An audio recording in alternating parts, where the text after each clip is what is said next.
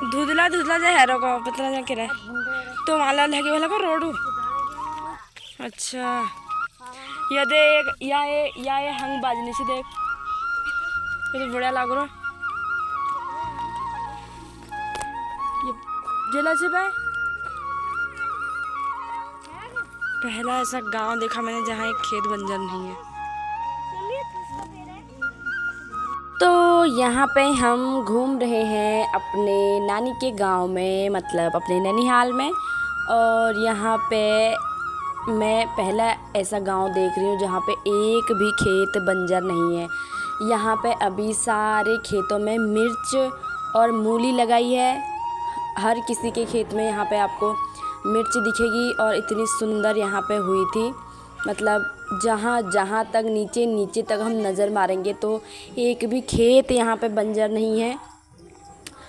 और अभी मेरी मामी हमको दिखाने ले जा रही थी खेतों को। और यहाँ पे कुछ मूली तोड़ने के लिए मामी जा रही थी खेत में, तो हम मामी के पीछे पीछे जा रहे हैं।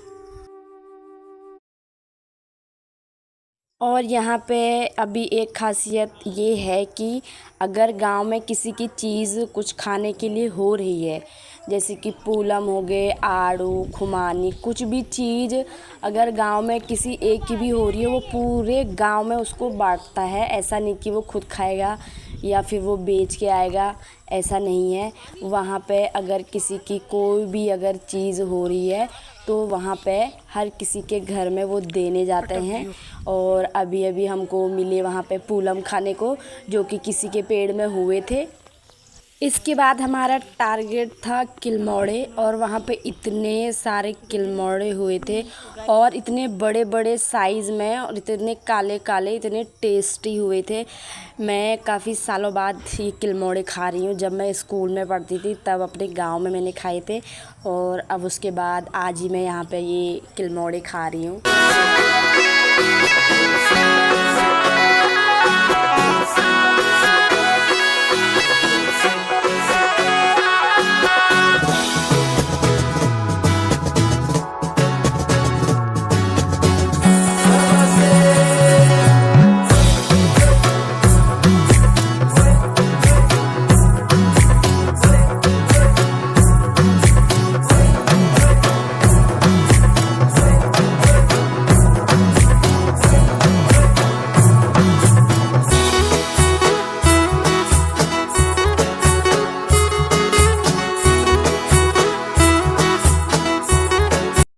जो पहाड़ी है उन्हें तो पता ही होगा कि ये पेड़ पूरे कांटों वाला होता है। जो पहाड़ी नहीं है उसे बता दूं, जो किलमौड़े का पेड़ है ये पूरा ही कांटों से भरा होता है, और इसमें से अंदर से हाथ डाल डाल के हमें ये किलमौड़े निकालने पड़ते हैं बड़े ही सावधानी से।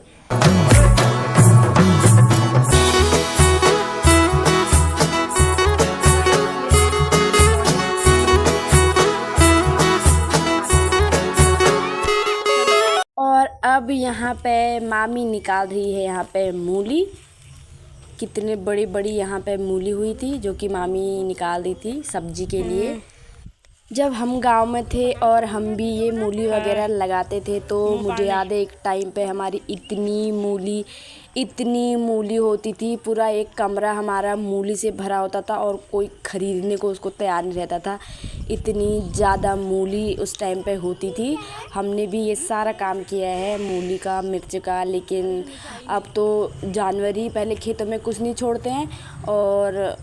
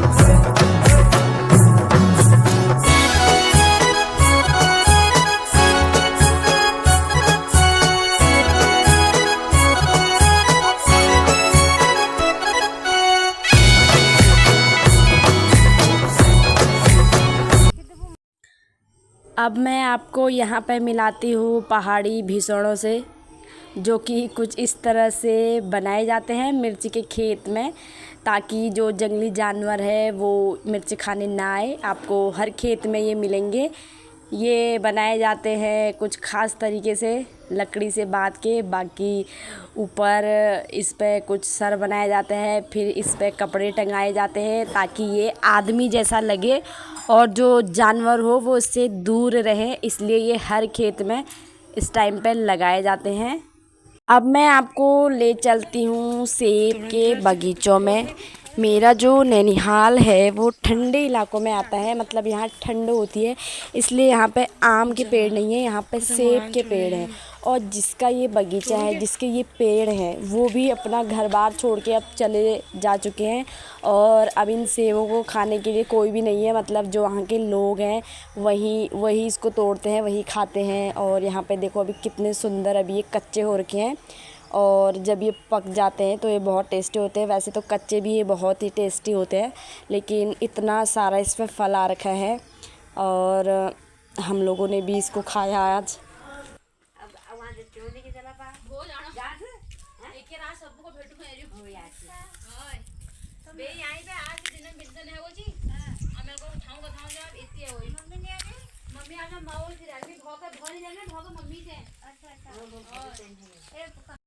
दोस्तों हम घूम रहे हैं अपने नैनीहाल में, और यहाँ इतनी सारी खाने की चीज़ें हैं।